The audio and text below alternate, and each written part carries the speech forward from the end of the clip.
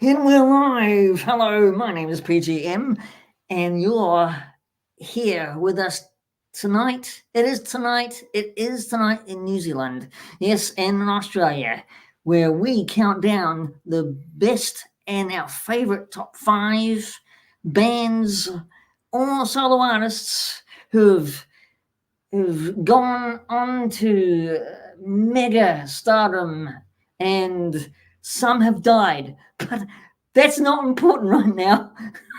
I don't know why I said that. Okay, that's a really crap intro. So let's get into it. Let's get into our guests. We've got one less of the Aussie lads, but hey, hopefully he joins us in the chat.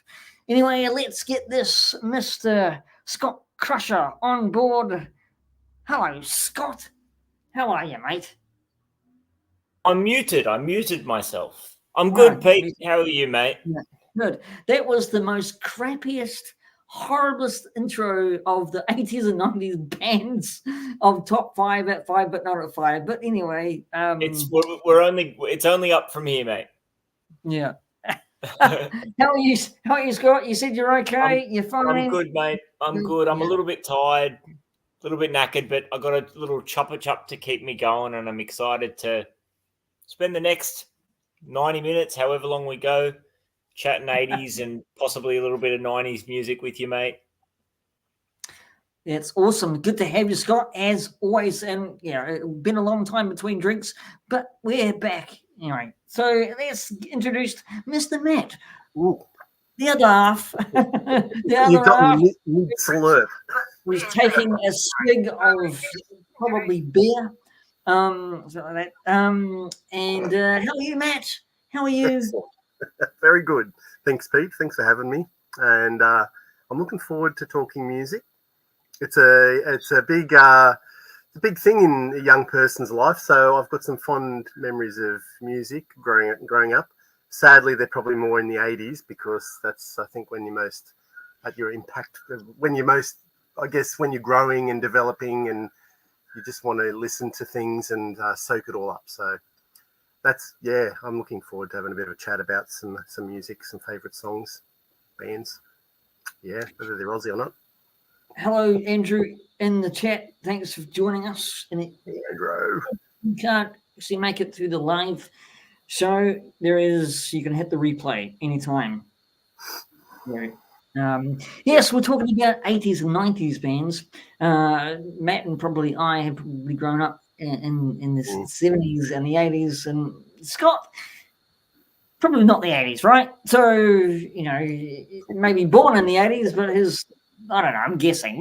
Tell us, Scott, tell us. Yeah, so the first 5 years of my life is really my experience of the 80s. So as far as my love of music during the during the 80s, probably didn't go much beyond cartoon theme songs.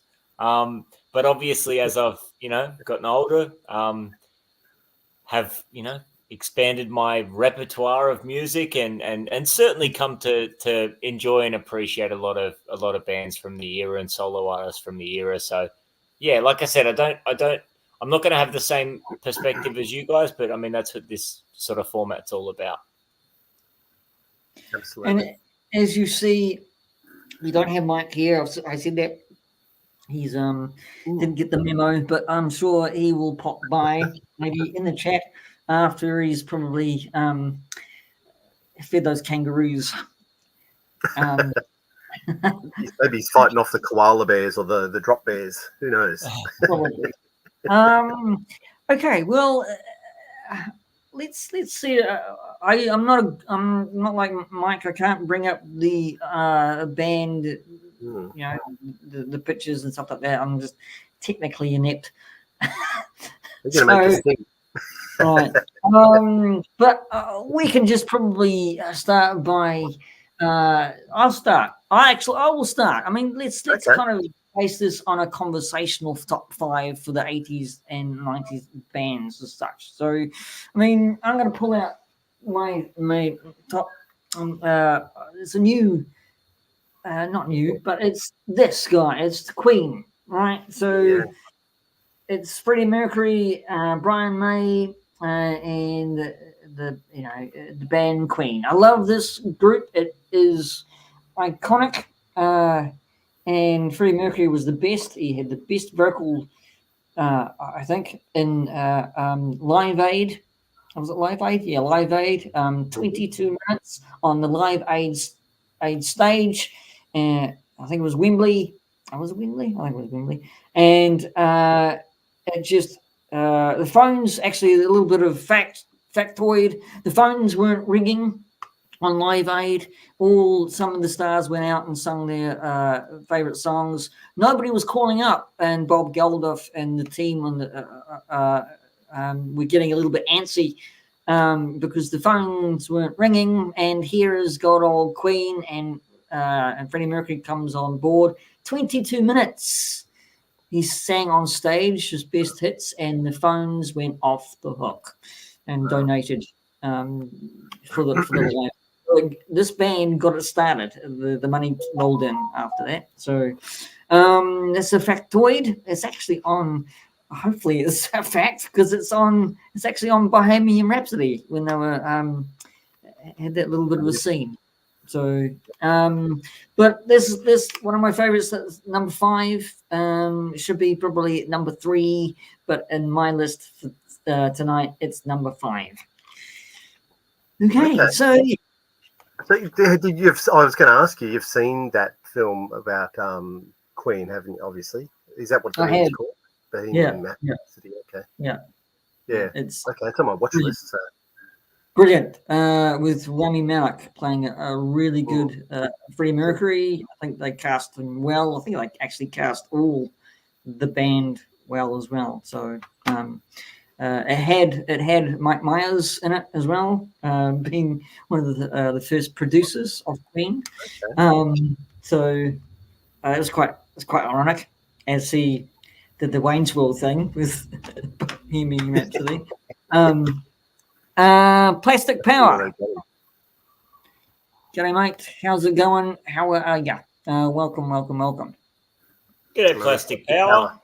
Yeah. Thanks for joining us. Thanks for joining us. So, Matt, I'll go to you next. I'll go down. Oh, okay. Well, I've got to look at my list. Let me get my list. This actually took a little bit of thought. I'm going to give you a quick rundown. I think, like Scott, I don't think, apart from cartoon themes or TV themes, I don't think music really played much of a part until I got to probably high school. And I probably hit high school in 83, I think, 82, 83. So it wasn't, and even in that first year of high school, it didn't really matter much music. It was probably until like year 8, 9, I started getting into music. So this is why a lot of my music will be in the 80s, because it's quite influential, and they came with a lot of good movies. And over the years, those movies have obviously produced some toys as well. So my first number 5 is actually, they're all songs. Is that all right? Like, I don't yeah. I do have bands. I'm actually wearing one. Like, I love the Chili Peppers. Red Hot Chili Peppers. I love their stuff. But anyway. Well, I mean, you have to have a band or a solo artist to do a song, so that counts. This is very true. Anyway, my first one is oh shit, where is it? There it is. It is from 1984. I'm so organised. It's the Wiggles. I'll come to that actually, Andrew. It's funny you should say that. 1984, Ray Parker Jr., Ghostbusters. Oh yeah. Oh yeah. This is so, like, when I heard that, like, I don't think I went to the cinemas to watch Ghostbusters, but I do remember watching it on, well, funny enough, VHS, which is what this is. This is actually Scott's, but whatever. This is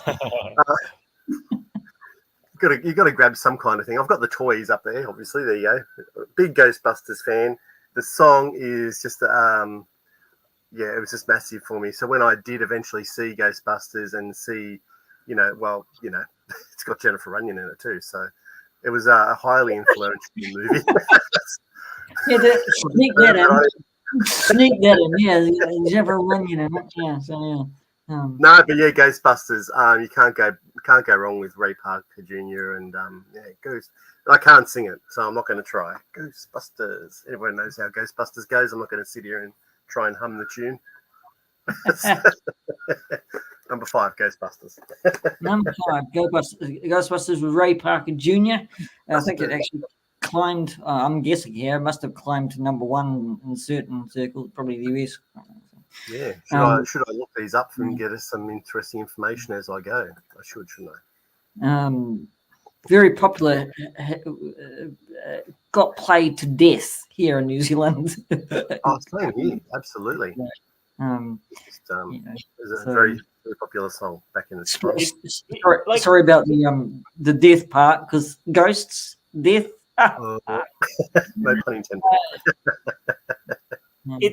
It's pretty crazy for like a movie theme song to transcend, to break into broader popular culture, that to the extent that song did. Like, it's not even like a commercial hit that went on the soundtrack of the film and became associated with the film over time. Like, it's the Ghostbusters jingle. You know what I mean? Like, it's very central to the film, and it was just it was a top charting hit. So I think that's a great pick. Didn't they write that quite quickly too? Like the song I heard, like it's one of those the movies that made us, and I think it was there was a Ghostbusters one. I've heard it somewhere, and it was written very quickly by Ray Parker Jr. And I think even in the end, he was sued for plagiarism by Huey Lewis. I don't know. I don't think it went anywhere, but that's a little bit of background, but it's not much. But I just remember, watching something saying that was it was written very quickly. So got it out, super quick, and it did reach number 1. There you go. Crazy, good pick, Scotty. So I'm actually taking a little bit of inspiration from Matt here. This wasn't originally in my top 5, but I needed one to round up the top 5, and I want to, I like the idea of bringing it back to films because, to be perfectly honest, as much as I love, I really enjoy music, but I do feel like movies as a, film as an art form is a little bit more close to my heart than music. But so my 80s artist, and obviously an artist that, goes beyond just 80s, but, just made the tunes, the commercial songs that anchored so many big films. And I'm going to go Kenny Loggins Jr. Ooh. Or Kenny Loggins. Is there a junior? No, there's not. I apologize. No, just Kenny Loggins. Kenny So, Loggins. You look like Kenny Loggins. Scotty, you look like Kenny Loggins. Come on. Oh, do I? Thank you. Yeah. I mean, I don't know whether that's a compliment or not, but I'll take it. But sarcastic. I didn't mean it to be sarcastic. So many classic 80s films: Top Gun with Danger Zone, Footloose, several songs on the obviously Footloose, and other songs. Well, he's done 7 soundtracks for 3 for Top Gun, right? Yep. I'm Free, and Playing with the Boys was a bit suspect, that lyric, isn't it? And Danger Zone. He's done Over the Top. That's where I was getting at. He's done a song for Up Close and Personal. Michelle Pfeiffer and George Clooney film. He's done Caddyshack and Caddyshack 2. Right? You've taken my thunder. Yeah. Sorry, mate. Right, you are. That's a good segue. But Over the Top is the one that comes to my mind, because I know Over the Top is never going to go down as like as a critically acclaimed film or whatever, but like it's straight up one of my favorite Stallone movies. I love it, and the soundtrack is central to it. And that winner takes it all. Meet me halfway, and winner takes it all. Well, just belting out those 80s Kenny Loggins tunes while Sly Stallone is going cross country in the Mack truck, working on those muscles with his little pulley system. I love it. It's actually a good film. moment. It's actually a good film because I actually watched that. I think it was on Recently. Prime not so long Yes. ago. So I got watched that. a prop for this one There you go. because Yeah. I saw Andrew say $3 rental. Oh dear, for the Ghostbusters. So here we've got at least we've got a $3 weekly in $3. this case. Yeah, there you go. $3 Video Easy. Who's yours from? Mine's from Quick Flicks. Oh Quick wow, Flick. Netflix, eh? There you go. Damn. That's amazing. Kenny I love Loggins, it. Good yeah, prop. over the top. Go on, Scott. That's number 5 for Scott. That's me. Kenny Loggins was classed as one of the kings of soundtrack song lyricists in the 80s and 90s. He done so many, like we just mentioned, Scott and I. So he done so many songs for soundtracks. It's him and John Parr with St. Elmo's Fire, would you believe? Go head to head. But Kenny Loggins is one of my favorite artists as well.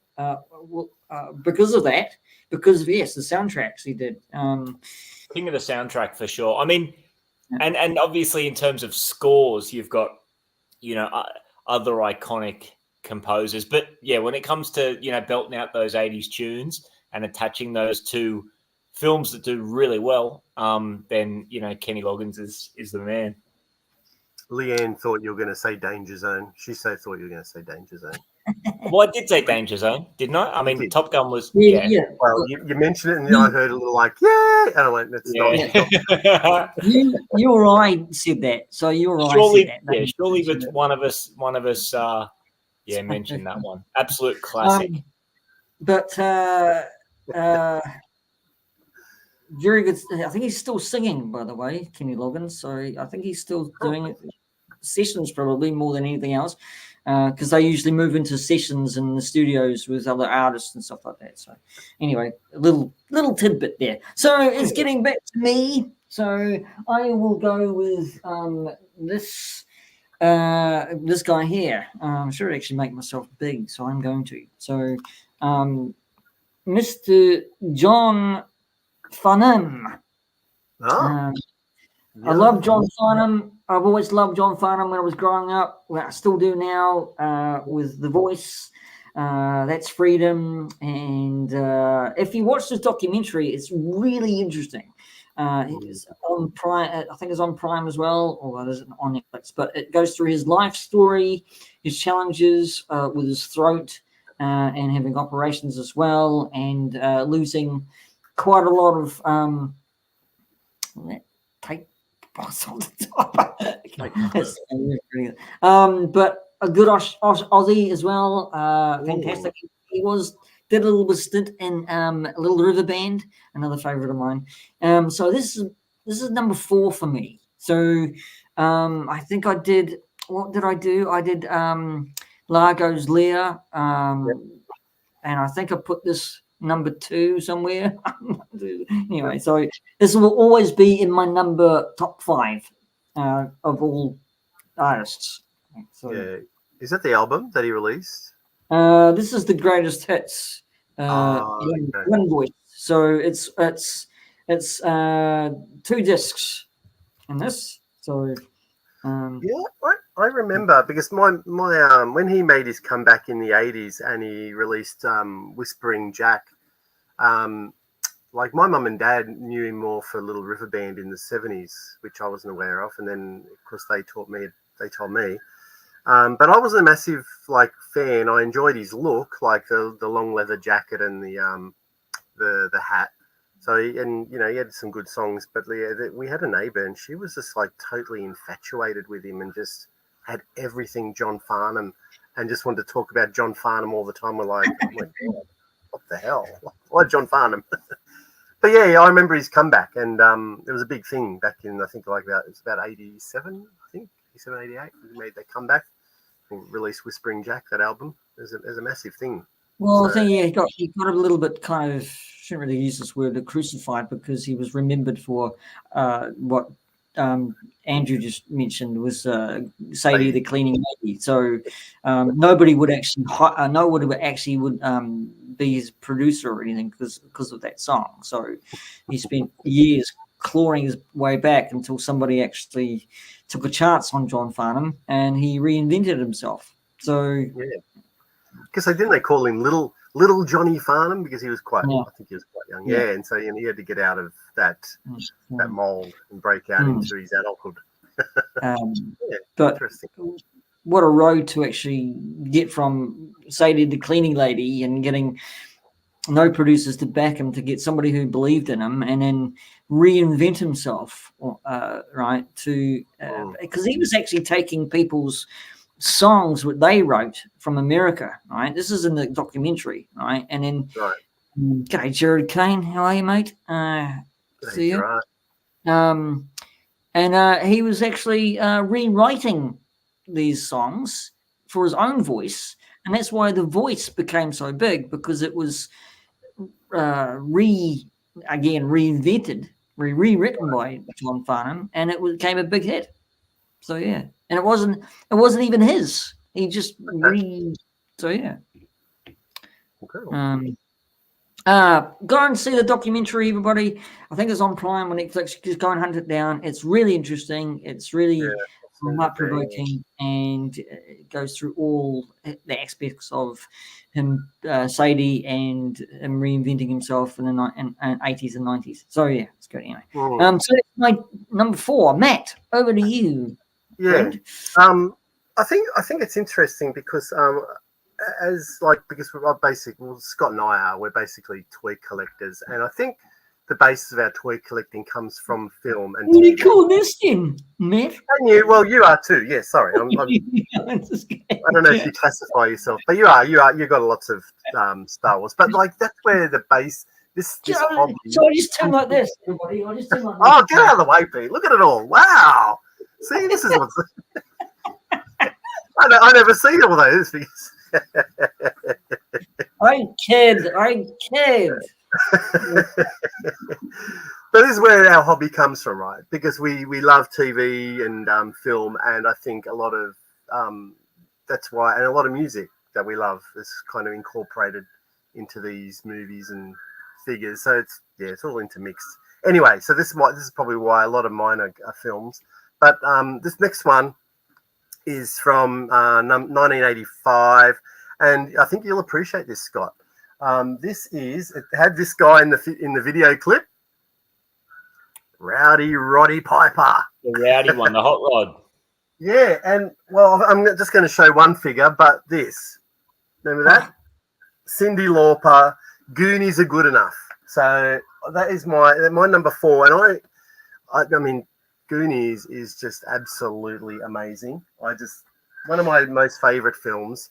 There you go. There's another one, Mikey. So these are the reaction ones. But apparently they released this song in 2 parts. So the first part is where, Roddy Piper and Iron Sheik and Classy Freddie Blassie come up to a gas station. They're going to buy it out. And Cyndi Lauper then goes and finds a map.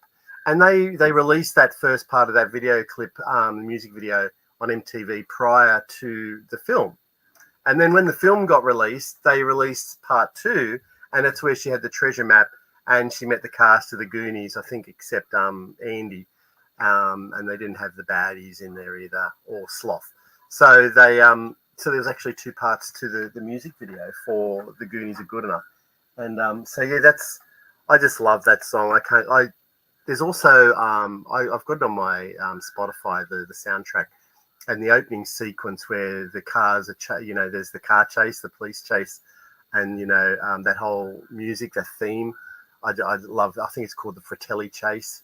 Absolutely brilliant piece of music, and this just sort of accompanied it. But yeah, Cyndi Lauper, I think she was in her rock and wrestling stage, I think, Scotty, way back from WrestleMania 1, and she was hanging out with Wendy Richter and Hulk Hogan and that. Yeah. So I think this was incorporated. Captain Lou, and this was incorporated into that whole rock and wrestling, and then Goonies came out at the same time. Yeah, because Captain Lou played her dad in the music video for Girls Just Want to Have Fun, didn't he? Yes, he did. That's right, and he's in this one as well. Yeah, it's an absolute classic. I had to rewatch it actually, so just to. That's a good one. Yeah.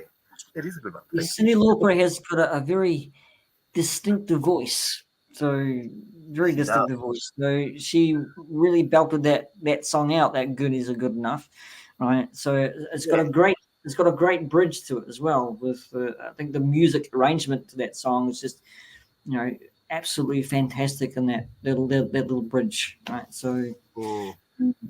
but no, They, it's I think she released it as good enough, but I think the film studio, I can't remember who it was, they got hold of it and they changed it up. Big. Well, actually, yeah, that's funny, Andrew, because it's one of Scotty's favorite movies. It's a wonder he doesn't pick up that.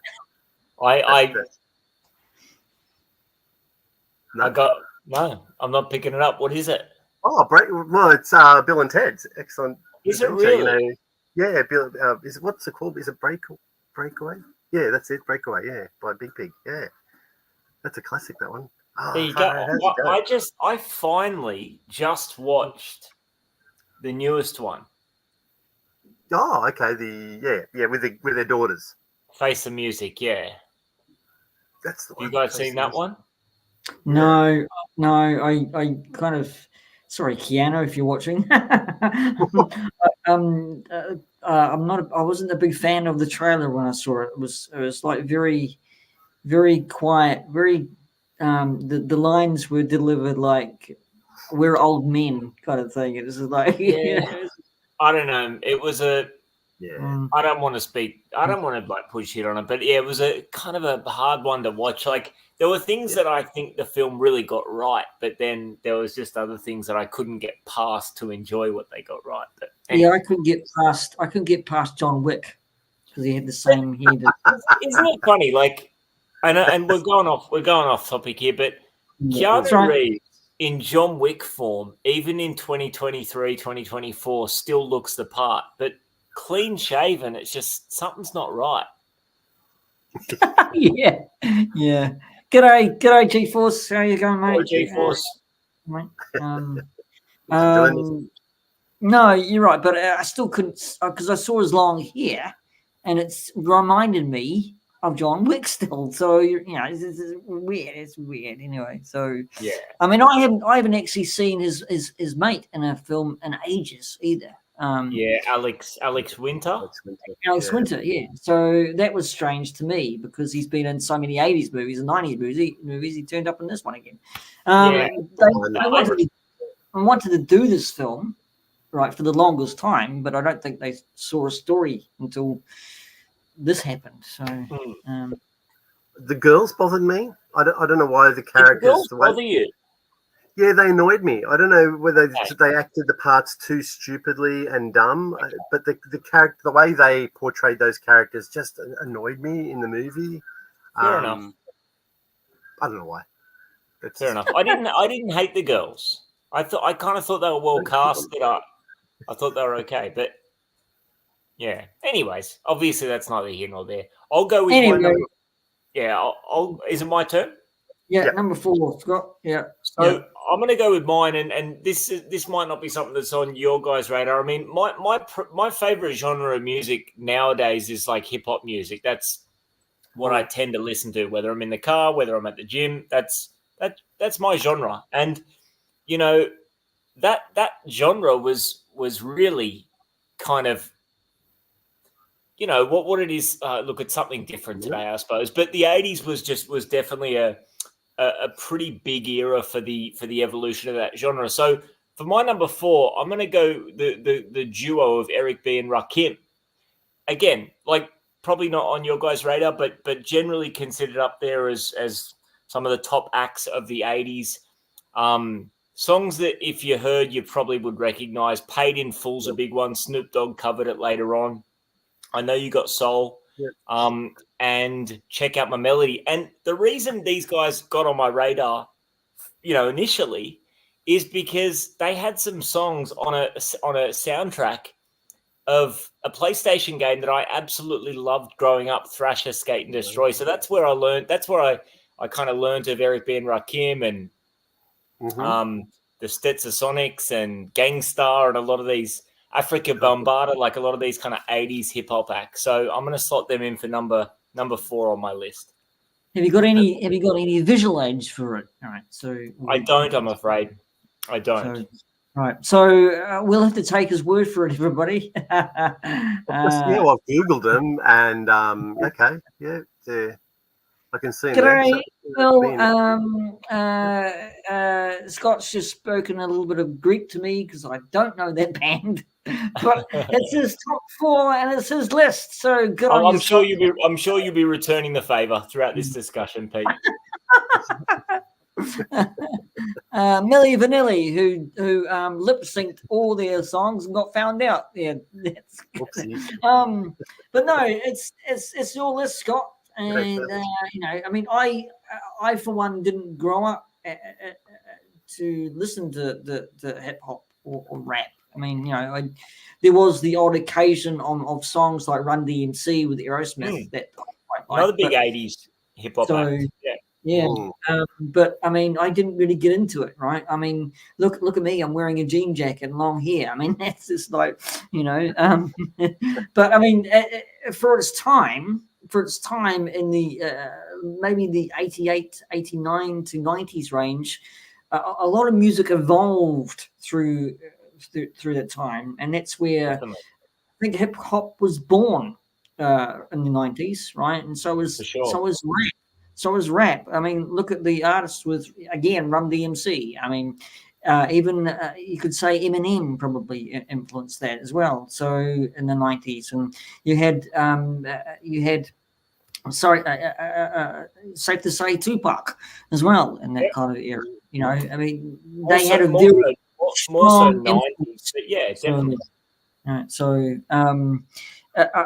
We cannot forget rappers or hip hop right bands, because they revolutionized what we hear still today. So yeah, true.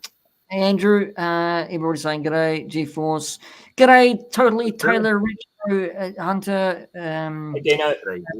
Dean, how are you, mate? How are you? I'll tell you what you want. What you really, really want. And yeah, so don't get me wrong. I didn't grow up with it, but some aspects to it was, I think, I found really interesting. So great, good pick. Okay, it's back to me. Is it? It's back to me. This one I am going to change up. It's number 3. It was number 1 on my Largo's Lair. I think I keep on repeating that because it was a good show. Is this guy here, Mr. Dave Dobbin, a New Zealand singer? Oh, Dave Dobbin, wow. New Zealand artist, been through quite a lot of. He's an alcoholic like me. That's a different story altogether. He's been in DD Smash and the Dudes as well. He's come from 70s, 80s, and 90s, and he was still singing. Probably not now, but he was. He's done a soundtrack to Foot Rub Flats, A Dog's Tale. He done the whole soundtrack to that. What a great movie that was. Comic strip by Murray Ball. Great soundtrack as well. I'm going see the movie. It's fantastic. It's also got the Herbs for that soundtrack as well. A Māori group. Fantastic. Anyway, this is my pick number 3 on my list for tonight. Dave Dobbin. Loyal is still one of my all-time favorite songs. Go and check this guy out. Fantastic. Awesome. Anyway, it sounds like I'm plugging him. You're speaking a bit of Greek to me now, Pete, because I can't say I'm familiar with that artist. Right. Yeah. So there we go. There's some homework for me though. For once we get that. A really good guy. He's actually turned Christian, by the way.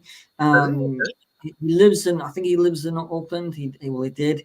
Had a lot of trouble with habituates and drugs and alcohol. Came out of it, still singing.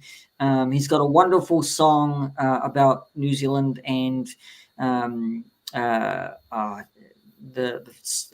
song escapes me, but I'll get it. I'll click soon. Welcome Home. Welcome Home is a brilliant song. It's about people from different parts of the world and coming into New Zealand and making it a life for their own. And that's where Dave Dobbins sings it beautifully. He says, welcome home. There's a place for everyone.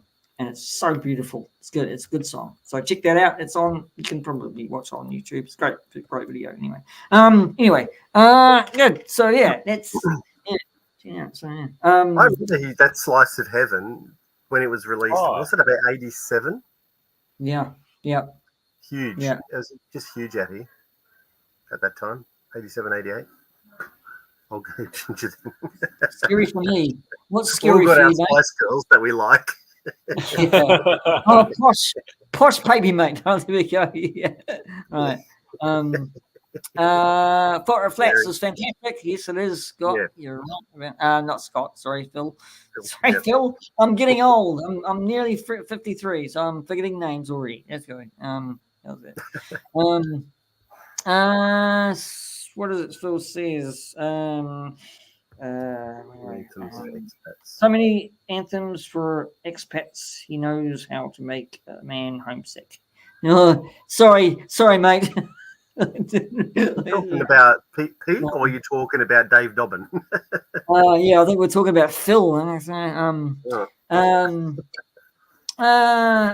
Old Spice for Men. Old Spice. Spice. That's the Hidden Spice, Andrew. They didn't include the Old Spice in there. You're quite right. Anyway, back to you, Matt. Yeah. But before we do, Dino kind of mentions Poor Sporty, but like I found that Mel C actually had the strongest voice out of all of them. So they obviously all released their. I was so into the Spice Girls. I don't know if I'm ashamed of that or not, but I love them. And obviously I've got all their dolls up there as well. But like, when they all went their own way and started releasing their solo albums, I bought them all. Anyway, and I listened to them, and out of all of them, Sporty Spice or Mel C had the strongest voice. Some really good songs in there. I can't remember. I've got like a live stream brain at the moment, but I can't remember what her big solo hit was. But it was brilliant. Like such a strong voice. I've said it 3 times. Anyway, number 4, 3. There you go. 3 now. Bit of Mel C love. Bit of Mel C love. My Spice Girls did an audition in the car park for Simon Cowell because he wasn't going to take one.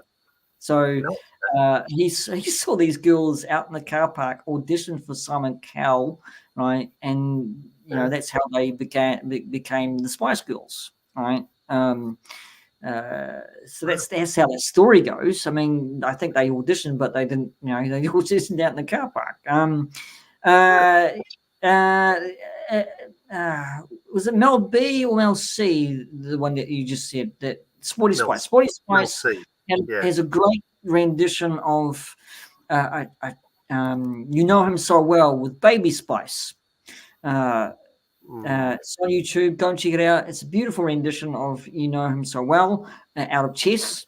And they both belt that song out like beautifully. But fantastic. So they've had some varying careers. Scary Spice has been a judge, of course. I think everybody knows. I think it was on American Idol. Was it American Idol? Something like that. Talent or something like that. One of them. I think Baby Spice has been on guest appearances on comedy shows like Countdown, 8, Cats Out of 10 kind of thing, So being around still, I think they're still not performing, but in studio anyway. So yeah. So well, they were going to do a comeback tour a few years back. We're talking. I'm not sure how long before COVID, and I was so in line. I was going to be first in line to buy those bloody tickets. I tell you what, and then they canned it, and I was just there's a tear shed that day. I'll tell you. I love the Spice Girls. They are. There's something about those. Maybe girls. they'll do it one day, Matt. Maybe. I'm waiting for the biopic. There's going to be a biopic on those girls for sure. Oh, there'd have to be, wouldn't there? Sometime in the future. Yeah. All the all the dirt will come out. And, I'm still, I mean, not music related. I'm still waiting for the long-awaited Hulk Hogan biopic. oh, Yeah. Oh, Yeah. dude, there'd be so much dirt on that one. Yeah, So- I suppose so. Yeah. Learning I mean, so much about that tonight. Speaking of Good 80s, figure of bad thing. speaking of 80s biopics and like and bands, did you ever see the Motley Crue one? Yes. No. Yes, I thought that did was actually. great. Was I thought that I mean, I'm sure it was very dramatized, but I thought it was awesome. was that Dirt or something like that? Dirty Yeah, or something like that? That was brilliant. I thought it was really Yeah, good. I I loved saw it. that. Is it a documentary or like a pic? No, Like a it's movie? it's No, a biopic.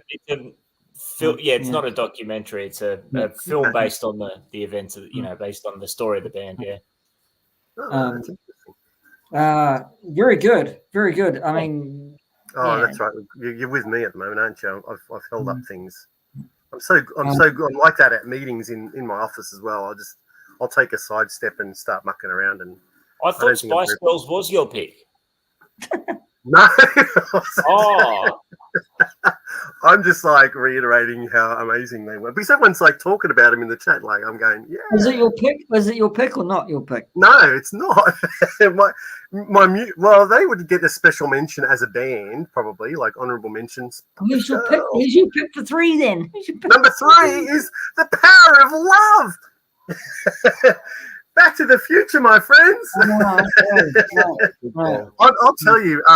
When I was, so I think I'd left school. It was a long journey to get to this, right? Yeah, we kind of went a long way around and finally got to Back to the Future, The Power of Love by Huey Lewis and News, 1985. This album, this is not the actual album. I had to rebuy it, but I get my camera in focus. I remember taking a solo trip to the big city because I was a youngster. I didn't get out much.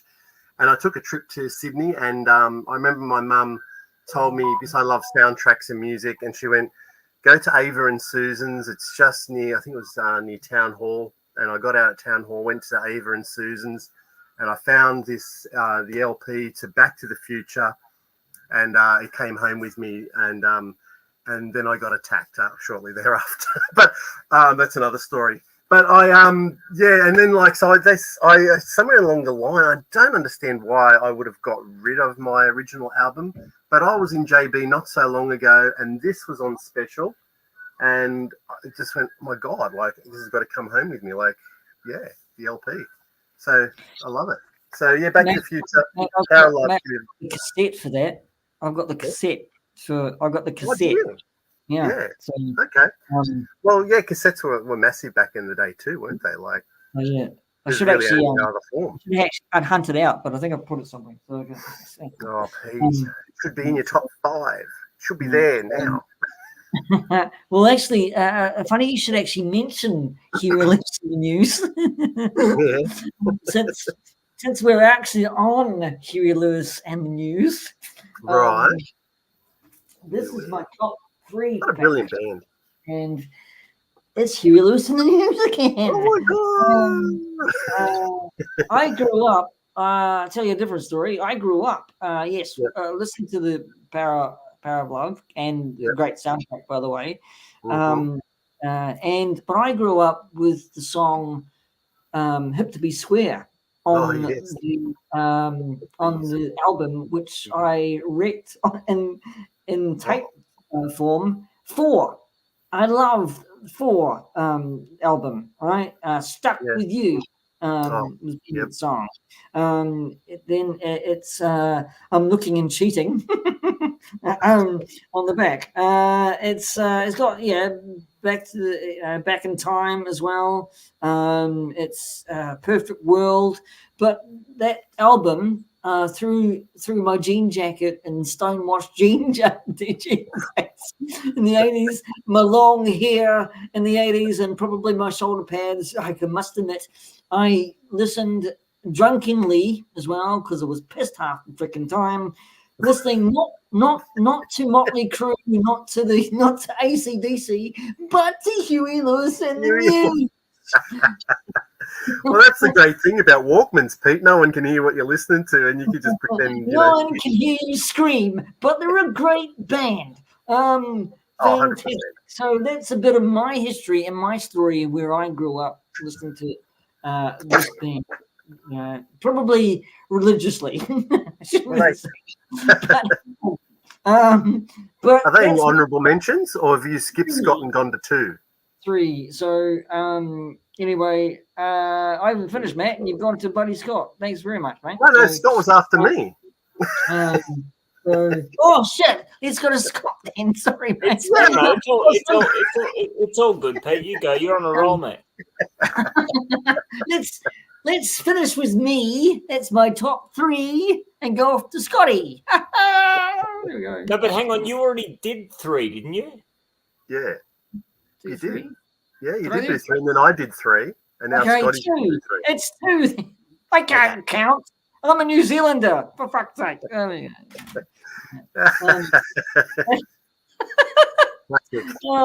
righty. So I won't give you guys another hip-hop act. We'll keep it a little bit more in familiar territory. For my number, is it 2? 2. It's 2. 3 for you, Scotty. 3 for you. Oh, it's all good. I'll go 2. For my 2, I'm going to go Bon Jovi. Okay. Good old Bon Jovi. I mean, obviously Bon Jovi's span is far beyond just the 80s. But, when I think of Slippery When Wet, Living on a Prayer, Wanted Dead or Alive, like all those songs that I love probably most. I mean, there's some 90s Bon Jovi songs that I love as well, but the ones that I love most are 80s tracks, mid-80s. So I'm going to go Bon Jovi for my next pick. Blaze of Glory that he did a soundtrack for that. Young Guns, wasn't he? And he still looks. Doesn't he still look good? Like I guess he's probably about 60, and he looks. If I look that good at 60, man, I'll become a rock star. There you go. He's in good nick, that's for sure. Absolutely, yeah. He's one of those guys that well. But he can still sing. So I know he does. He's come out a couple of times to Australia on recent years and done tours. And I know a couple of people have gone to see him and they think he can actually still sing. His voice hasn't gone. So impressive. Good on you. That's a good choice. Yep. That's me. So Pete, you just picked number 2, which was Huey Lewis, was it? Yeah. So it's yours now. Back to me. What did I pick? I picked 1987. All right, so I'm 16, and I don't know why I picked this song, but anyway, nobody wants to watch Nickelback. No, it's not Nickelback. Do you not Nickelodeon? Nickelback. All right. So this is my very first cassette ever. 87 Hots Up. Look at that, my friends. And on this, 87 Hots Up, a cassette. So I played this to death, and it still lives. But on this song, what? Is that a band or is that a compilation album? No, it's a compilation. So, but I was going to show on the back there is a song, and this song is by Noiseworks. I don't know if you've heard of Noiseworks. Oh, yep. John Stevens, like another man crush. Tell you what, John Stevens, he's another dude, man. Like freaking hell, he's a good-looking man. All right, Take Me Back. I love that song. Yeah, I like that song. Yep. But it's like it actually got it's. I didn't realize at the time. I just know the words off the top of my head. I'll just sing it all the time. But it's a sad song actually. He's singing about his girlfriend that committed suicide. And it's about like the last time he sees her that day. And I didn't realize until years later that I love this song, and it's a bit of a sad song, really. But yeah, so it's been actually my number 1 song for years and years and years on my Spotify. It was the first song that I picked to get on my Spotify list. And I've just seen John Stevens so many times. Sadly, didn't see Noiseworks too much, but John Stevens, man, even his solo stuff, I just can't get enough of. 1 or 2 songs that I like from John Stevens. Mhm. and he actually did. Where am I going? Whoops, sorry, wrong one. Sorry. I don't know. There we go. He sang with Kate Sobrano and John Farnham doing a Jesus Christ Superstar song, which Correct. was just, so. Yeah. He was And then he was Judas Iscariot in that song. That's So, him. Yeah, I was trying to remember the part he played. Yeah. so, And I remember him when he joined In Excess for a brief period, become their frontman after Michael Hutchence passed, and he got picked to be their frontman for a few years before they did that whole show, that whole reality show around picking a new yeah. lead singer In Excess, didn't they? I remember that as well. Oh yeah, I remember You remember that? I Yeah. remember they got that. and they sat there and they went through all of the leads, all these young guns, and they picked that young fella, and I think he Wasn't stayed for wasn't Adam Lambert? Adam Yeah. Lambert. It was. No, Adam he was the Lambert. last guy. Adam Lambert was kind of, Yeah. I think he was the last guy but there was a guy in between, and he had a few drug problems, so he didn't last too long with them. Right. I can't remember his name off the top of my head again. But Adam Lambert was later on. Yeah, Oh, towards okay. the end. Mm. Yeah. Anyway, so that's my number 2. Adam Lambert And- sang with Queen too. I think he Oh, sang that's with right. Queen. Yeah. Yeah, he's just a bit of an international star, this dude, isn't he? God, Yeah, John Stewart. Okay. Where are we now? What flipping number? JD Fortune, is that the one, Matt? Yeah, that's him. That's exactly that. Is someone written that in the No, No. I'm just on the Wikipedia page looking at all the former.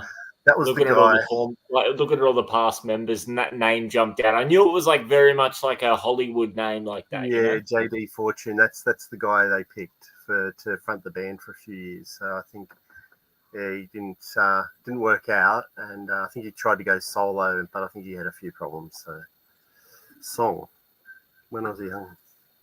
Yeah, I think he's actually misspelt this thing. Sorry, Skyhooks. Yeah, that's a good song with remember Red Simon's in it as well, and because he was in Skyhooks, wasn't he? Oh yeah. Jukebox in Siberia. Yeah, I remember that. Yep. I think he had and because they all dressed, a few of them were dressed up as Russians, and I remembered Red Simon's had a big, fluffy, I don't know if it was a red hat, but he had a big Russian hat on and like a Nikolai Volkov hat. Yeah, a little bit like a lot taller. They're not just hamming it up, I think, in the film clip. They're having fun. But it's a good song. Where are we now? We're back to you, Pete. So, is it number 1? Is it I believe we're at number 1. Yeah, yes. you're number 1. Yep. Number 1? Okay. Well, Number 1. I guess. It's gonna be a banger. This guy, Phil Collins, on his own. Again, I will say, I reiterate, I played this No Jacket Required tape and CD. I've got the CD to death as well. I'm going to say that. That's my new catchphrase is to death.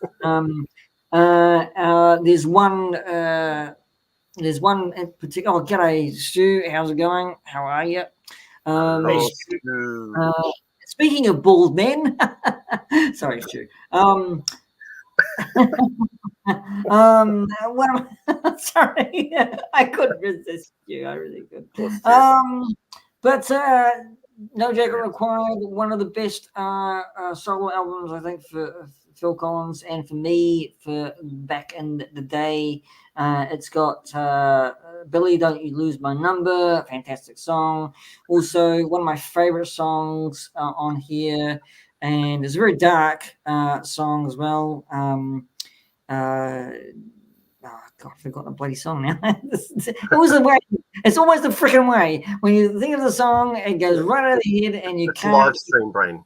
And you can't. And you've got it. And you've got the back of the CD, and you've got all the songs, and you can't read the freaking writing. I don't know. It's big. So I'll remember it at 3:00 in the morning, and I'll let you guys know. Fantastic album, killer album. A little bit of a history before we pass it over to number 1 from the other guys. A lot of his songs were dealing with his divorce. That's, a lot of us, Mm. very dark and very brooding, but very good, very up tempo, very 80s, really. Oh, He did actually start. He did actually start with Genesis as a drummer. Peter Gabriel left. There was some sort of arguments going along. Peter Gabriel left because he wanted to do his own thing. They were hunting for a singer, and Phil Collins was his drummer. And they said, "Well, why don't you have a go?" So he did. So he was a front man for Genesis. That's how I see it. Anyway, that's me, number one, Phil Collins. Woo! Like, I remember him and Another Day in Paradise. I loved that. I don't know when that was released. I think was it 90s? Another Day in Paradise. But it was a very thought provoking song. That Another Day in Paradise. I don't know if you know. Do you remember that film? Yeah. From That a might be Zazel. early 90s, yeah, but I couldn't say for sure. Sorry. Was that?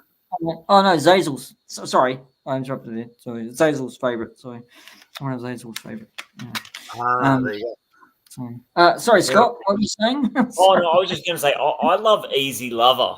That's probably one of my favorite Phil Collins songs. That to me, that just screams 80s. That song, like, I don't know whether it was just hearing it a million times in the backseat of the family car. Yeah, it's a good song. I remember. Yeah, that's it. Phil So, Bailey, yeah, Phil Bailey and Phil Collins, so both Yeah. Dills. Yeah. Which Disney? Like, I think this was on. I can't remember it. And this is why Tarzan. Yeah. You knew I was going. And Brother Bear. He sang a song for Brother Bear as well. So yeah. Hey. Awesome. That's good. He's a top. That was a top pick. Sorry, what did he say? Hang on. What was that? You leave my bald noggin alone. Yeah. We all know, Stu. It's gone down to your beard. I love it. You go, "Hi, Stu. Welcome, you bald-headed dude," and then he's like, "Oh, stuff you. I'm out of here." Sorry, mate. He knows I love him. Yeah. The drumming grill. In the Year Tonight is one of his, iconic songs. Let's face it. So, it was on. G'day, Jewel. How are you, mate? Jules. G'day, Jules. But everybody knows Year Tonight, and that that was sung for his divorce as well. With his divorce going, and has been on Miami Vice. It was one of the tracks in the soundtrack for Miami Vice for a long time. So, Going back to what Dino said about Savage Garden, I do remember that band, and I remember the Animal song. Dino, I think that was my favorite Savage Garden. But yeah, I think one of those songs was on one of my wedding songs as well. Shit. That's bringing back some memories, Dino. Oh, I might go to therapy now. But oh god, yeah, Savage Garden. Dear, oh dear. Some memories. He's just saying, "Are you going to Newcastle?" Someone's going. No, Jules is not going to Newcastle. Jules. Hang on. Savage Garden do true. Yeah, That's right. That's it. Yes, indeed, Stu. Oh, wow, impressive, Stu. That you know them probably better than I do. Maybe it's Georgie who likes them, and not Stu. Savage Garden was kind of like there, and then they kind of disappeared. But I didn't realise Savage Garden really got much play outside of Australia. But if Stu's familiar with at least one song or album, then I suppose they did. I think they were bigger in the UK than probably America. I would imagine so. Yeah. Phil's not a fan. Yeah, they came and went very quickly, didn't they? Who was the main guy? Like, it was a duo, right? And one of them have issues and kind of shit. What was his name? I think the lead singer was Darren someone. Darren Hayes. Hayes. That's it. Yeah, and did he have a few issues? Like, once again, drug and alcohol issues, or I don't want to put that out there. I don't know that to be true. No, I don't know that to be true. There's issues there. How dare you, Matt? There's alleged issues there. Yeah. Yeah, good save, mate. Good you save. might- yeah, But look, too you late, might- mate. you might be quite right. I've got no idea. It's alleged. Alleged. We'll just go issues. That's a very broad term. Issues. And because there's not, I don't want tomorrow's paper to read. Keep on collecting. Sent to jail over it. Keep on collecting alleges. Savage Garden had issues. I read this out, Phil. I read this out. I put it up. Shout out to Silverchair, the young Aussies from Universal. What do you mean, Matt? Georgie likes them. I have great taste and knowledge in music. Lol. Well, you stuck lol on the end, Stews. What is it? I'm just kidding, mate. I'm just You're like digging some holes tonight, I tell you. Do you remember a Aussie band called Flash in the Pan? They sung a song called Down Among the Band about the Titanic. Yeah, you don't remember that one? You don't remember that song, Pete? No, I don't. No. Yeah, okay. It's a bit of a haunting song, that one. Yeah, because it is about the Titanic and thinking. So yeah, type that in later. There's some. Okay, staying with Aussie bands, Silverchair was amazing in my teens. Oh, good to know that thing. Yeah. Silverchair, massive. Okay, who's next? Who is next on the one hit or song? Is it me? Back to me again. As back number to you. Yeah. All right. Now, number one. Let me get back here. Number one, I don't have any visuals, and sadly, and I don't know why I don't, because I probably just should have gone off to and get my CD collection out, and then I would have been right. But anyway, number one. Look, it's been around. It was released in '85 by an Australian band called Mental as Anything, and it's Live It Up. Hey there, you with a sad face. Oh yeah, with a sad face, live it up. And in recent years, this has become my favourite because it was Take Me Back, but recent years now, my as a father and growing up with your children, Live It Up is a song now that I sing with my children. We can put it on in the car, and we all just sing along to Live It Up. I don't know why. It's See you, something Dean. Go on. Sorry, mate. I just interrupt. So Dean's off to bed. Good night. Yeah, sorry. Thanks for joining us tonight, Dino. Good mate. Yeah, so this is just a big. I've loved this song, and I remember walking through, going to school, and it must have been probably about 14, 15, and just singing this as I was walking off in between classes. I just loved this song way back then. I've loved the Mental's Anything. With Greedy Smith, and I think he sadly passed a couple of years ago with Reg Mombassa and Martin Plaza. This band is just for me, a band that I've just grown up with is one of the first bands I heard, and this song now, I'm so happy that I can pass a song on to my children and share a song with my children, and this is it. And the funny thing is, it was in Crocodile Dundee too. I forgot about that. Yeah. It was, and it became, so they released in '85, but '86 was Crocodile Dundee, and it became quite popular again. It's popular on the charts for a wee while, that song. It was very catchy. Probably why it was bigger in New Zealand than it was in Australia. Yeah, it was. Yeah. It was bigger overseas in the UK. I think it hit number 3 in the UK. And I remember a few years back, which Scottish club? Well, it wasn't Celtic. Was it Rangers? And they adopted it as a team song, and just to piss off, I think Celtic it was. I don't know why. There was something in it. Anyway, people got behind it, and they were trying to get it to number 1 in the UK for Christmas. I can't remember. It was Christmas 2020 or Christmas 2019 or 18, something like that. A few years ago, I've lost track. But anyway. That's my number 1. It's Mental as Anything, Live It Up from 1985. Disgusting, Andrew. Well, yes, it can be. That's funny. I can't. Very good. Very good. Hey there, you.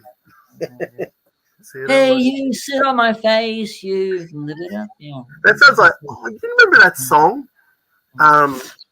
Shit. It was a bit of a comedy one, and it was Shut Oh, up, you what's cunts. the matter, you? Hey, got Okay, no respect. Who yeah. do you think you are? Shut up in your face. You know, remember that? That was like 80s. That was so Yeah. bad. Yeah, sorry. I'll shut up now and go over to Scott for number one. Alrighty, I don't know quite how to top Matt's one. I mean, I like that pick a lot. You know, family connections and all. Look, for me, I'm gonna bring home my list with of favorite '80s bands with Metallica. I'm kind of Oh surprised I yeah. didn't get a mention tonight. There's not been a lot of overlap tonight, but yeah, I love Metallica as a teenager. Enter Sandman, when for the 5 minutes as a high schooler that I played guitar, that was the first song I learned how to play. But even though that was early '90s, with the songs like The Unforgiven, Nothing Else Matters, there were some massive '80s hits, with Master of Puppets and Ride the Lightning and all those. So Metallica had to get a run in mine, so we might as well finish it off with number one. I tell you what, Scott, when they changed from a heavy metal band into something else, nobody in their right mind wanted to touch them. Right? They turned into a little bit of a more rock band than a heavy metal band. I think a little bit of disgrace came on their name because they reinvented themselves, but not to go back to heavy metal, but they went back to more rocks. Which is a bold thing to do, because I mean, like you alienate those that made you something in the first place. You know what I mean? So yeah. yeah. But the recent connection with me with Metallica is the most recent season of Stranger Things. How they that show really put that band and that album Master of Puppets back in the spotlight, just like with Kate Bush Pryor. So I turned into Nickelback. I wouldn't go that far, but Well, I don't mind Nickelback. Can I just say that? I like that song. I like Photograph. I don't know why. I like those songs that look back at, like the singer is singing about their past. And Photograph for Nickelback, I remember first hearing that, and it wasn't that long ago, maybe probably 10 years ago, and I really enjoyed that song. I don't know about the band. I've gone to see them. I've seen them in concert once. You went to see a Nickelback concert? Yeah. Wow. Yeah. Is that good or bad? I think. Oh, no, just I don't know. Interesting.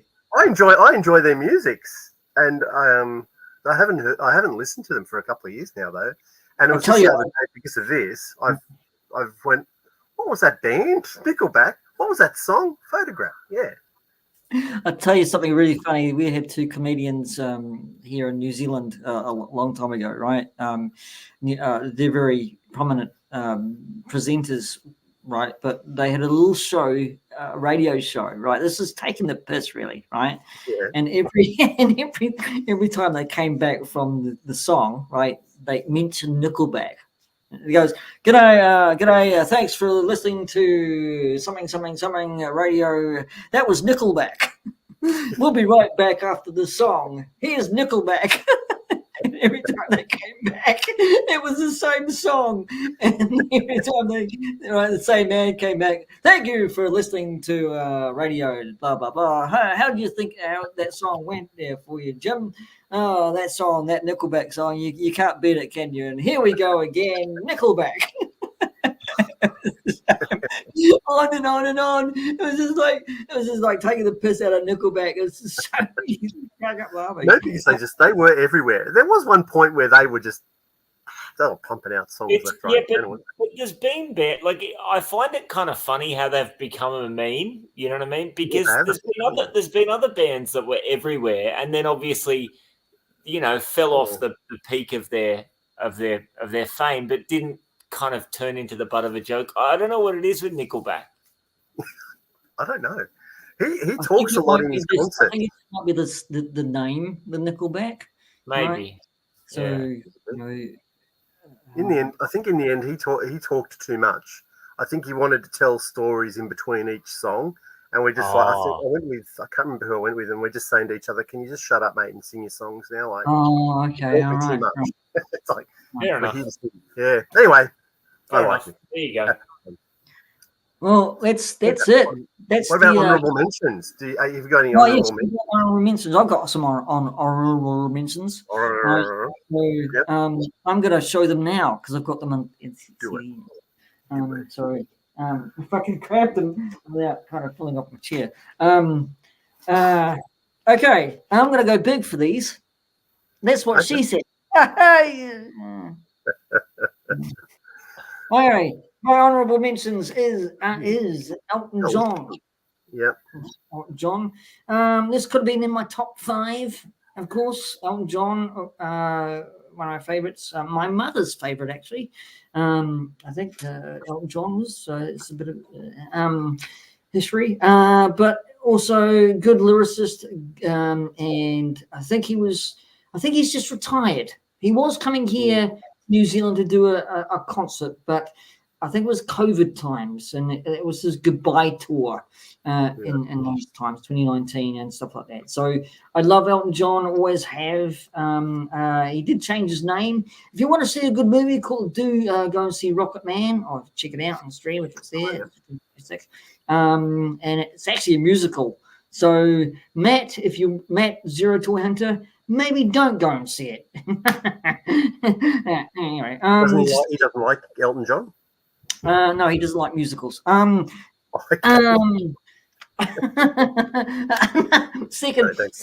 honorable mention is Toto. Awesome band through the 80s and 90s, would you believe, with Africa, Rosanna. They actually sang so many songs about females. So go and check it out. What about Follow the Yellow Brick Road? Did he sing that one as well?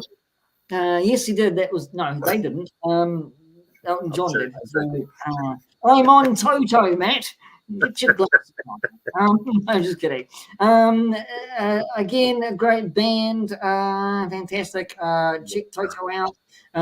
They've been played all around the world, with Africa as probably the most, and Rosanna is probably the most recognized songs everywhere.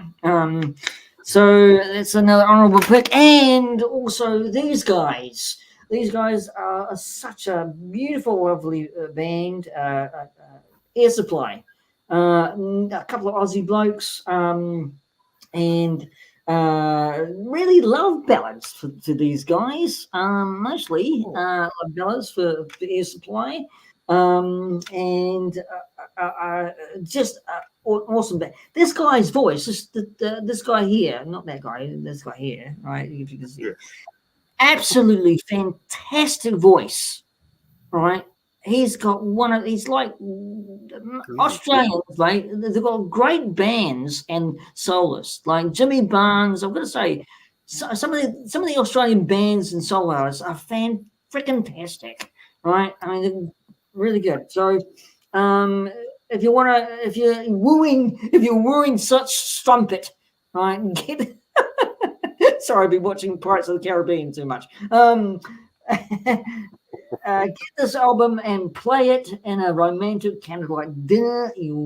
I think you'll score big time. Right. I think. Where's your cowboy hat? So, Pete, you need your cowboy hat. I think you're starting to, as Andrew says in there, you're starting to sound like Molly Meldrum. Sorry. Molly Meldrum, do yourself a favour. Get this album. Give it a listen. I do. Yeah. Sorry about that. It's a bit of a I'm like this. I'm sorry, guys. This is how I talk normally to people and my friends. So if I sound like a jingle or I'm promoting things, that's what I sound like. That's what I sound like to Scott and Matt in the green room. This is how I talk. Excited. That's good. You sound excited.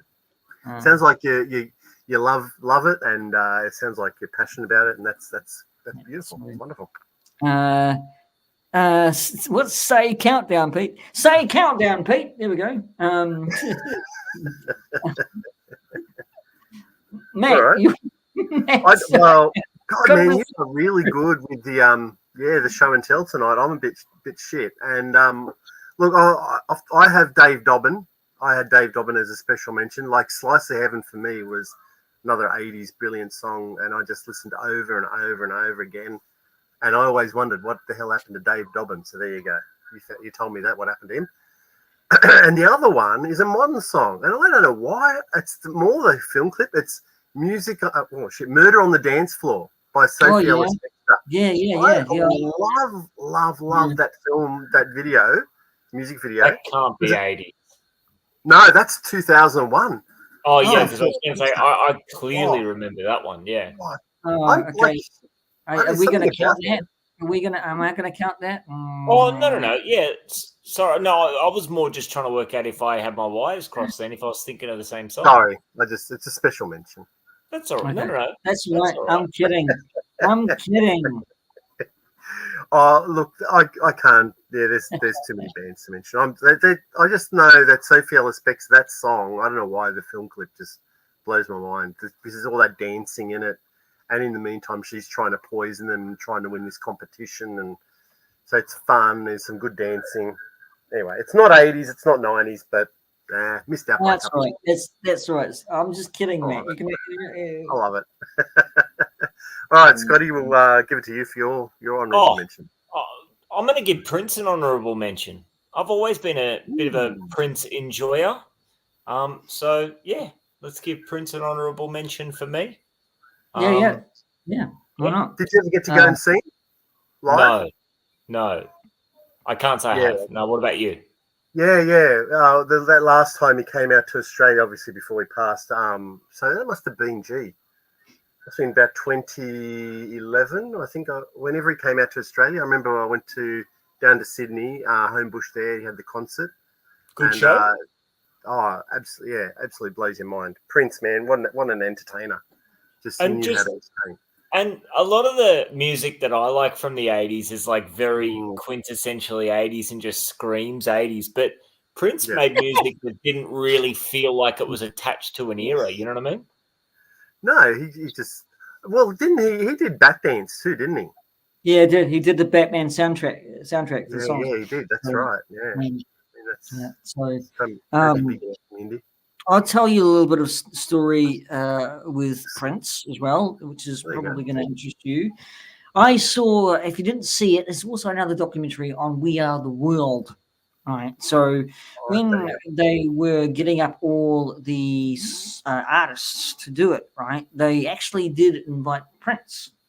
Right. You didn't see him in the chorus. You didn't see him in the other parts of the songs. Right. But Lionel Richie was saying that he called, right? Actually, Sheila E. was in, right? She came on board, right?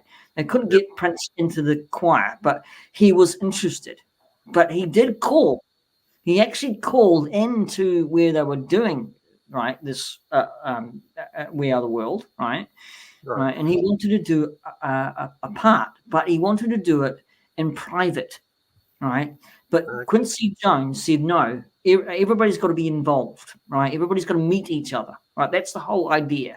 Just come in, Prince, and meet everybody, right? Okay, Prince is a very, introverted person. I think he always has been, but right, he perform big concerts, huge concerts, right? Sold out concerts, right? But We Are the World, right, was a big team event, so they had to be all together, right? So when he rang, right, and Quincy Jones says, no, you've got to be here with everybody else, pitching in and doing your part, right? We could give you that part. We can't give you a solo, right, part, right, doing it on your own, right? So obviously he declined. So his part went to Huey Lewis, right, because he did actually get a part in that whole song, right? His little song that he, right, there's the line he's supposed to do, right? They put that to Huey Lewis, right? Okay, and Huey Lewis had to actually learn on the spot to actually what Quincy Jones had to, invoke this line he had to sing, right? So that line that Huey Lewis sung was meant to be for Prince. Right. Okay. So there you go. A little bit of a history behind that. So, yeah. But Okay, Prince, what a great pick! What a great honourable mention. Yeah. So, was allowed to perform in private. Wow. Yet Michael Jackson was allowed to perform in private. Yeah, but thing is, with that G-Force, right? With that, nobody was there because everybody was elsewhere, right? So Michael Jackson had the whole studio for himself, right? So all the other artists were arriving, right, before Michael Jackson, right? Michael Jackson was there first, right? He wanted to get his part so perfect, right? So he did it on his own with Quincy Jones, right? So before all the rest of them came and sung their part. So go and check We Are the World, a documentary out. It's brilliant how they all came together. Anyway, sorry. So, anyway, I think that's it. I think, oh, God, I snort like a bit. Anyway. See, Spy versus Spy, I went to see them about a month ago, actually. That's incredible, yeah. You remember Spy versus Spy? It's incredible. Brilliant. I loved 80s music and 90s music. Really, I loved 60s and 70s music too, actually. So, like I said in the bit of the crap intro, a lot of bands like U2, a lot of bands like 90s and 80s bands and 70s bands kept on going through 2000s. Like Rolling Stones went for a long while, right? And Rod Stewart went for a bit until I think he stopped. Paul McCartney went for a wee while as well on his own, but he stopped as well. So, right, gents, I have to pop off. Thanks, Stu, mate. Thanks for coming, Stu. But 80s were a big part of my life. For songs, bands, solo artists, heavy metal bands, and pop like Cyndi Lauper with Goonies and stuff like that. And Kenny Loggins was a huge part of my life, Scott. So Footloose and Danger Zone and stuff like that were all prevalent in my days in Nelson, New Zealand, where I spent my youth and my teenage years. And I grew up with listening to Billy Joel a lot, right? And he wasn't even in my list. Madonna, of course, was a big influence in my life. So, yeah, thanks. Yeah, thanks for reminding me. I remember that. Thanks, mate. See you on the quiz, P.G.M. Take it easy, Phil. But for you guys, what did it mean for you? And we'll close it out. So, well, music, as I said, it didn't really start to play a part until I was in my teens, early teens, with high school. But ever since then, it's quite. I've always been interested in music. Look, I guess I don't know a lot about music, but there's certain artists that I love. And as you mentioned, there's those big ones like, the Madonnas and U2s and Michael Jacksons and Billy Joels, and I've all given them all a listen, love all their stuff. But it just continues to play a part in our lives. Like there's just certain songs that trigger off memories of days gone by. And stupid enough, it's one that I forgot to mention was She's Like the Wind. Like. Some of these, by Patrick Swayze, and just there's some of these songs they just trigger off memories from your past, and you just sort of let you go back to a certain moment in time. Some of these songs, and and to this day, like I'm so happy that even these old songs can play a part in my life now with my children, and that's why that Live It Up is number one. Just just grabbing out old CDs and chucking them in. As I'm filming these days, it's wonderful. And like Leanne's exactly the same. She loves the same type of stuff I do. So we have all those fond memories and, going to concerts and enjoying a lot of these people live. And, even when they make all these comebacks and they're older than us, it's fantastic to share with them, with a younger generation. Like my nephew loves 80s bands. And when Aha came out recently with Rick Astley, we went to go and see him in the Hunter Garden, the Hunters up in Newcastle, and to share those moments with your family, He's a cheeky bugger. Anyway, yeah, just to share, these now memories now with younger people, and they're interested to hear about, what you feel about these artists. So yeah, it's music plays a big part in all our lives. Yeah. What do you reckon, Scotty? Well, like I mentioned at the start, I was too young in the 80s to really appreciate the music of the time at the time.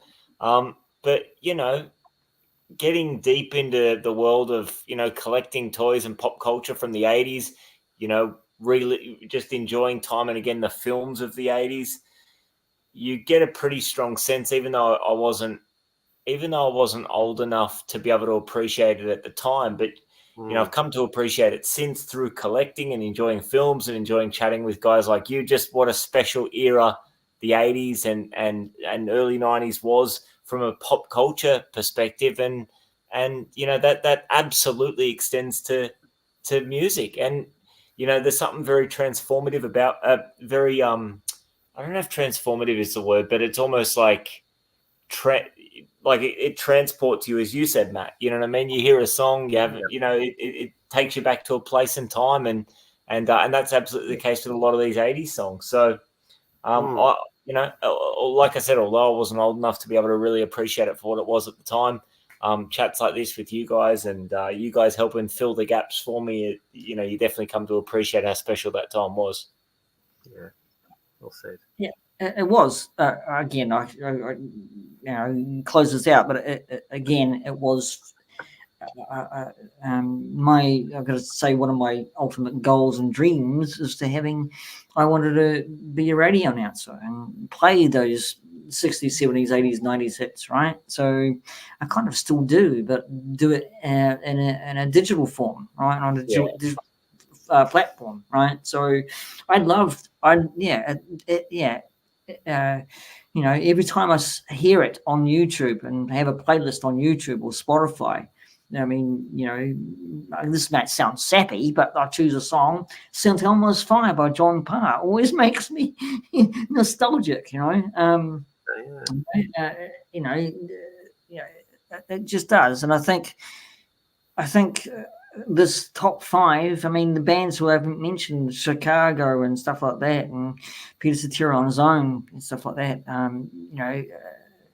we do have that nostalgic buzz, right? That lifts us up when we're feeling had a crap day, right? We can hit a good soundtrack, and lifts us up, if we're sad and stuff like that. So it ushers emotions and feelings, in my case, anyway, in my opinion. So anyway, I am going to say goodbye. Thank you very much, Scott Crusher. Before we actually do go, what have you got on your show, if anything at all? Absolutely nothing. Got no time to make videos. He works. Sadly not. Yeah. Sorry, Scott. Thanks, mate. Thank you very much. Yeah, it was fun chat. Thanks, mate. Thank you. I appreciate Thanks, Plastic Power. Matt, anything coming up for you? Look, I filmed something with Jurassic World toys. Not overly happy with it, but I think Andrew's going to pop up in the next couple of weeks, and so we're going to do some filming. I think he sounds pretty keen that he wants to do some filming. We've got a Collector Con coming up, not this weekend, next weekend, which Scotty mentioned at Newcastle. So, hey, Mr. B. Mr. B. Mr. B, g'day. So yeah, I don't think I'll be doing any filming around that. I think it'll just be more enjoying it with Andrew and walking around with the guys and cool. So, but yeah, not too much, my friend. Just just enjoying a little bit of downtime. And you may have said rage, but I cannot wait until you come back into the top 5 at 5, but not at 5, Andrew. We do miss you around here, being on the show. Aussie lads and myself as a Kiwi lad. But hopefully get better soon. We are missing you, or I'm missing you, being on the top 5. At 5. If that, hopefully that rang out what I meant to bring out. Anyway, yes, thank you very much, everybody in the chat. You've been fun. Thanks. That's all right, Andrew. You've been wonderful as always. Thank you for popping in. Dean, thank you for popping in. It's the first time you've popped in and said good day, I think. I don't know. Thanks, Phil, Stu, you UK guys. Okay, yeah. So if I've missed anybody, sorry, my apologies, but you've been all wonderful. This show is just all about top five, but not a 5 week, can come up with anything, anytime, anywhere. And for checking us out, just wait there. Yeah, see, I'm rhyming all the time. And hang on, I've got something really special just to actually say who we are. Here we go. Join the Keep On Collecting crew, Andrew and Matt, Scott Crusher, and usual Mike TV with Mike on the top 5 at 5, but not at 5, as we talk about and count down our favorite top 5 on anything, anywhere, anytime, every month on this show, on the P.G.M. show live with me, your host, P.G.M. See you there at 9:50 p.m. NZT time every time. Catch us. See you there.